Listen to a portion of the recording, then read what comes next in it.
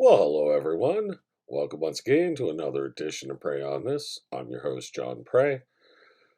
And hit that like button, subscribe to my channel, and turn on notifications. In the Trudeau era of C11 and censorship, you never know when conservative voices will be silenced forever. Well, today I want to talk about probably the most useless politician in Canadian politics, Jagmeet Singh. Jagmeet Singh is mentally deranged, as far as I can tell. The man is convinced that inflation in this country has nothing to do with the government adding $500 billion to the money supply, that the interest rates going up has nothing to do with that debt and deficit, which the Trudeau Liberals constantly keep adding to, that Jagmeet Singh is supporting them every step of the way. No, he is convinced that the true culprits of all the problems in Canada are Galen Wesson and the CEOs of the other two large grocery store chains in Canada, that being the CEO of Empire and the CEO of Metro. It couldn't possibly be that the carbon tax, which now adds up to 14 cents a liter on gasoline and diesel fuel, that has anything to do with the price of fuel. Anything to do with the price of groceries or goods and services. It couldn't happen to even dawn on him that the federal government telling farmers to cut their fertilizer use by 30% and the excise taxes that they've put on fertilizer has anything to do with the price of groceries at the grocery store. Nope, it's none of that at all. It is Galen Wesson and his two other CEOs gouging you for groceries. He even went so far as to convince Parliament that he wanted to have all the grocery store CEOs in to have a little chat about what things are going on. Now, of course, I didn't see the CEO of Walmart there, who is also a massive grocer inside of this country. No, just the ones of the Canadian corporations. And then 2 weeks ago, when the Loblaws Corporation, their board of directors, and their shareholders decided to give their chairman and CEO, Galen Wesson, a raise of over $1 million between salary and stock options, he lost it again. Now he wants to bring out a special tax to tax every single cent of any raise that a CEO in Canada gets. Jesus, Jagmeet, do you believe in the free market economy, or are you just a flat-out communist? I mean, I think we should all know. This man is deranged because of the following. It is just pure, simple economics 101. A 19-year-old kid going to university in his first economics class learns that if the government doubles the money supply, that cuts the value of the money in half. So basically, if you had $100 and then I add another $100 to it, you have $200.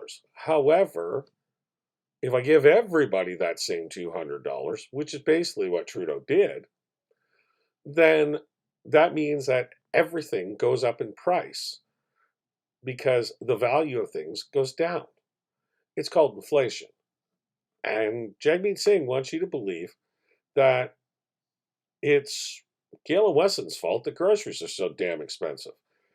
He ignores the fact that the margin, the profit margin, has remained at 4% before this inflationary cycle started and after it. Nope, that doesn't matter. What matters is that these grocery store chains are bringing in record profits, and that the amount of money they're taking in, that's what's driving up the cost of food. It's a lie. It's a lie because he knows that the policies that he has advocated for from Justin Trudeau have caused this. He knows that doubling the GST credits for people has caused this. He knows that the dental care, no matter how great an idea it is and no matter how much it's needed, has caused this because there's no controls on the dental care. It's just a check in the mail. Parents can do with that money whatever they want. They can claim it's for dental work, but they don't have to prove it. Every time you give people money for nothing, create that money out of thin air, borrow it, and then give it away. You put that money into the flow of cash. And every time you add extra money to that flow of cash, you devalue the dollar. As the value of the dollar goes down, the prices go up. It's simple economics.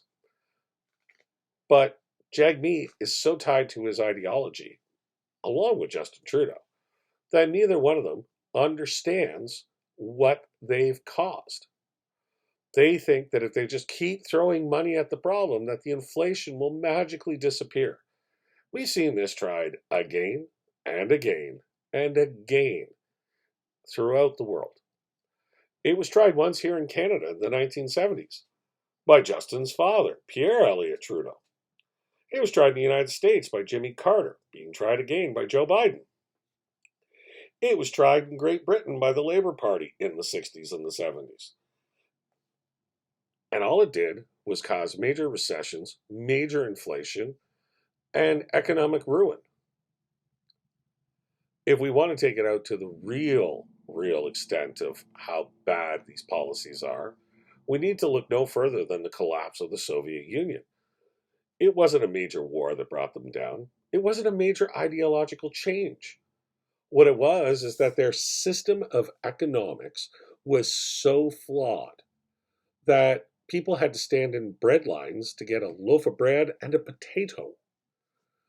Venezuela has seen hyperinflation in the tens of thousands of percent. Venezuela once was one of the richest countries in South America, and they still should be. They have immense oil reserves, yet they're a nightmare right now. People in Venezuela have lost 40 pounds on average. Everybody thinks, oh, wow, they've created some new fitness program. It's not that they've created a fitness program, it's that there's so bad the economy there, people can't afford to eat. They've ate their pets. They're eating rats. This is the type of socialism that Jagmeet Singh and Justin Trudeau want to bring here. We already know that Justin's not a serious politician and that he's a Laurentian elitist, but we knew that coming into this. He's the child of a millionaire. He's always had a trust fund. He's never had to live in reality. Jagmeet Singh, on the other hand, is the child of immigrants. He grew up in Brampton, Ontario. I've met his parents. They live rather close to my in-laws. He's not a serious person. Even with, right now, the Public Service Union being on strike with 155,000 workers striking, and the fact that it's already been stated by the government, which Singh agrees with, that there's going to be major problems for Canadians, possibly people who are going on employment insurance or are transitioning from being part of the workforce to retiring, are going to have extreme delays in getting their pensions or their EI claims funded. Getting a passport is going to be almost impossible. Getting any other government service is going to be almost impossible. But does Jimmy care? No. What he cares about is that the union gets its demands. And anything less than that, he's not going to consider fair. He is perfectly fine with those union members getting a raise, which is 3 times more than the average Canadian is getting. The man is not serious. We have watched as corruption has been exposed in the federal Liberal government, as spending has gone out of control, as cost of living goes up, as opioid deaths from overdose continue to rise, as crime rates hit levels never before seen in this country. And all of this is the fault of Justin Trudeau, the Liberal government, and his policies, but they are also the fault of Jagmeet Singh. Because Jagmeet Singh refuses to bring down the Trudeau government as long as he gets his dental care program, which still isn't a program. And anybody who thinks that it is, I'm going to let you in on a little secret. There's this lovely document.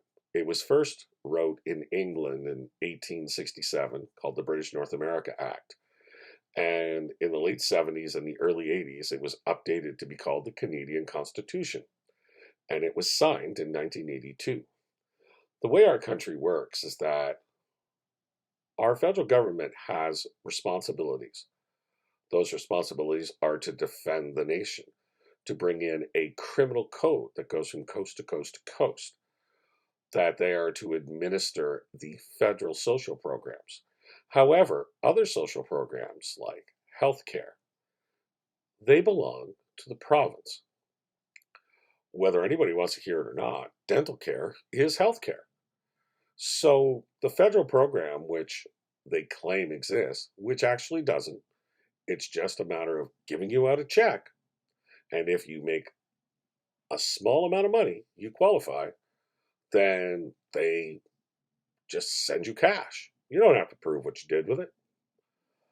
This isn't a program, and it's not going to be a program until all 10 premiers agree on a program. Now, it might be able to be done individually by province basis, but until the government of Ontario or the government of Quebec, Alberta, Nova Scotia, Prince Edward Island, or British Columbia, and so on, they agree to take on administration of this program, it is not part of healthcare. It's just a government giveaway. And Jagmeet Singh is supporting the most corrupt prime minister we have ever had, simply to get in a program that's not a real program. It's duplicitous, it's lies, and this man is not serious. I myself have never really adhered to the principles of the New Democratic Party.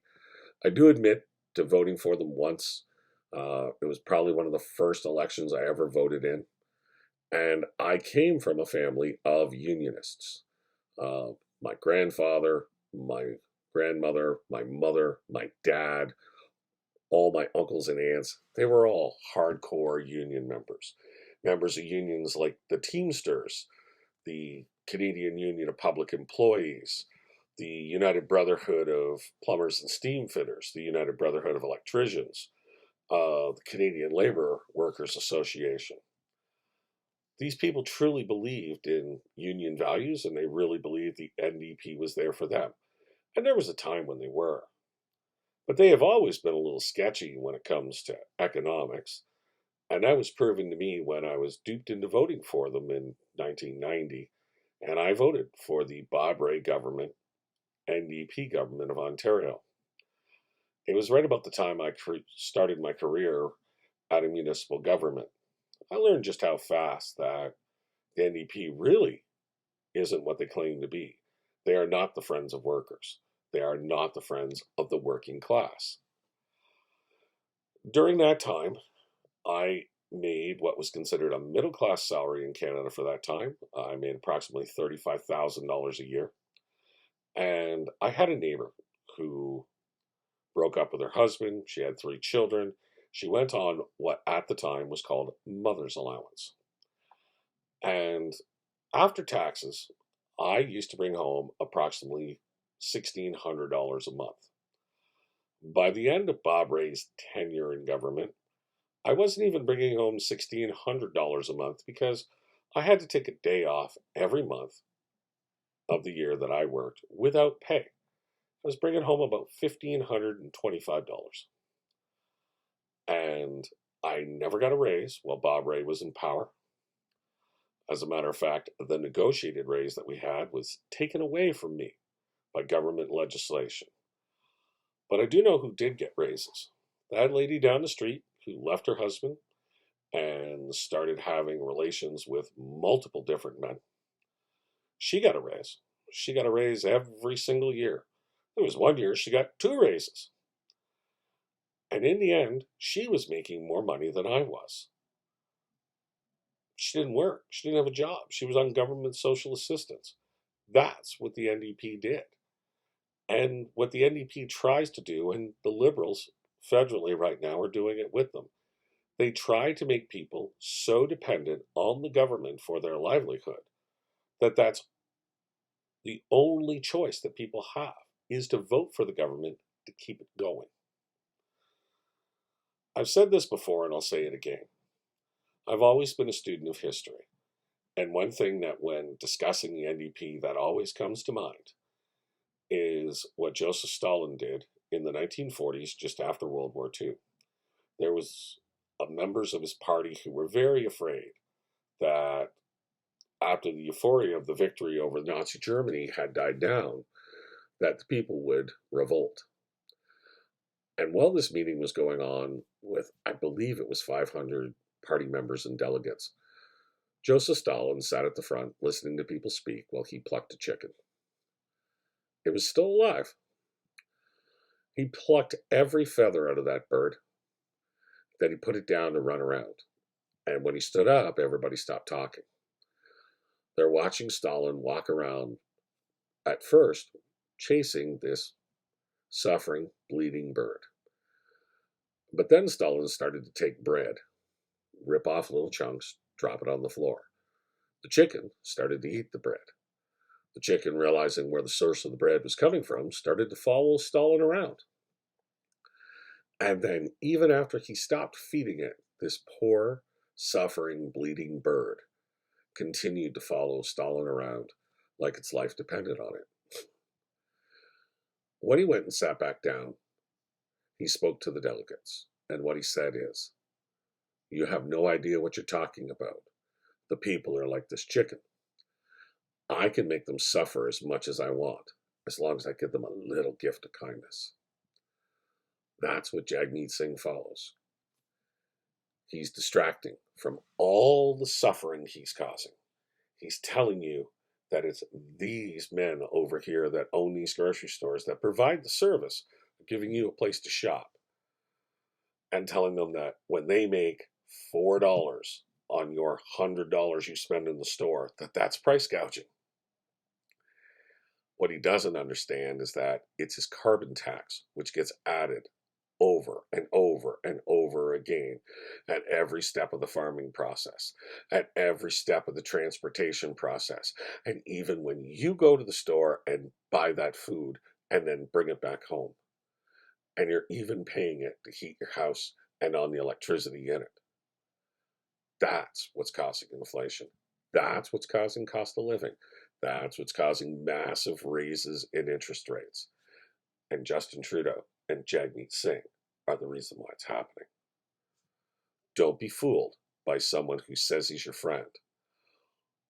A man who claims to talk for the working man and for the poorest of the poor, who wears a $2,000 suit, a $15,000 Rolex, owns a $1.8 million home, and drives a $110,000 car, doesn't give a damn about someone making 40 or 50 grand a year. That, as always, is prey on this.